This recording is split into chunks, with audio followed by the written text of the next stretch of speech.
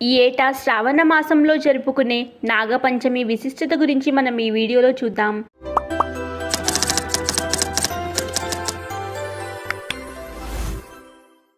ఓం సర్పరాజాయ విద్మహే నాగరాజాయ ధీమహి తన్నో అనంత ప్రచోదయాత్. ఏటా శ్రావణ మాసంలో 5వ రోజు మనం నాగపంచమిగా జరుపుకుంటాము. ఈ రోజు బ్రహ్మదేవుడు ఆదిశేషుణ్ణి అనుగ్రహించిన రోజుగా చెప్తారు. నాగుల చవితి రోజులానే నాగపంచమి రోజు కూడా నాగదేవతను పూజించి పుట్టలో పాలు పోసిన వారు సంవత్సరం పొడవునా ఏ సమస్య లేకుండా అంతా అనుకూలంగా ఉంటుందని చెప్తారు. భారతీయ సనాతన సంస్కృతిలో నాగులని దేవతా స్వరూపంగా పూజిస్తారు. కశ్యప ప్రజాపతికి కద్రువుకు కలిగిన సంతానం అనంతుడు, తక్షకుడు, వాసుకి, నవనాగుడు, శంకుడు, కర్కోటకుడు, ఉగ్రగుడు మొదలగువారు.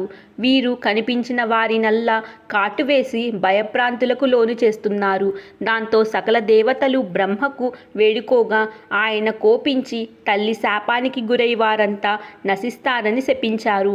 అప్పుడు వారంతా బ్రహ్మలోకానికి వచ్చి బ్రహ్మ ముందు మమ్మల్ని మీరే సృష్టించి మాకు ఈ విధంగా శాపమివ్వడం న్యాయమా అని వేడుకున్నారు. అంతట బ్రహ్మ విషయుక్తంగా పుట్టినంత మాత్రాన అందరినీ కాటువేసి ప్రాణకోటిని నశింపచేయటం తప్పు కదా, నిష్కారణంగా ఏ ప్రాణిని హాని చేయకూడదు. గరుడ మంత్రం చదివిన వారిని, ఔషధ సేవన చేసిన వారిని తప్పించుకుని తిరగండి. దేవతా విహాంగ గణాలకు జ్ఞాతులైన మీరు మీ మీ స్థానాలను గౌరవాలుగా నిలుపుకోండి. వాయుభక్షకులై మీరు సదా సాధుజీవులుగా మారండి. మీ నాగులంతా అతల వితల పాతాళ లోకములో నివసించమని బ్రహ్మ వారిని ఆజ్ఞాపించారు.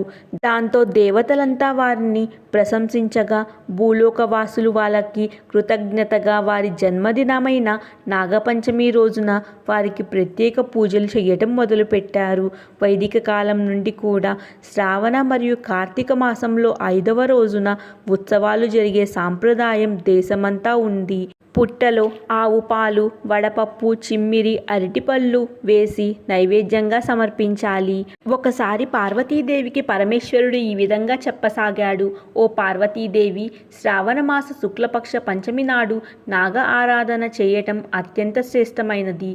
ఈరోజు నాగపంచమి నాడు ద్వారానికి ఇరువైపులా సర్పచిహ్నాలను గోమయంతో రాసి పూజ చేయటం ఎంతో శుభప్రదం. చవితి రోజు ఉపవాసం ఆచరించి పంచమి రోజు బంగారం, వెండి లేదా మట్టి లేదా పసుపు చందనాలతో 7 పడగలతో ప్రతిమ చేయాలి.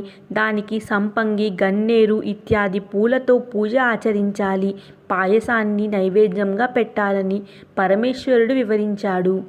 పూజ అనంతరం ఆ ప్రతిమతో పాటు తాంబూలం, పానకం, వడపప్పుతో సహా ఒక బ్రాహ్మణుడికి దానమివ్వాలి. నాగపంచమి రోజంతా ఉపవాసం ఉండి రాత్రి జాగరణ చెయ్యాలి. ఈ విధంగా చేసిన వారికి నాగరాజు అనుగ్రహించి సర్పభయం పోయి పాపాల నుండి విముక్తి కలుగుతుందని పురాణ వచనం. నాగపంచమి వ్రతకథ. పూర్వం ధనవంతురాలైన ఒక గృహిణి ఉండేది. ప్రతిరోజు సర్పాలు అనేకం వచ్చి తనని కాటు వేస్తున్నట్టు ఆమె కలలో వస్తుండేది. దాంతో ఆమె భయకంపితురాలయ్యేది.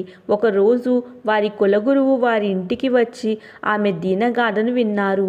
ఆయన విని, అమ్మ, నీవు పూర్వజన్మలో పుట్టలో పాలు పోసే వారిని చూసి ఎగతాళి చేసేదానివి.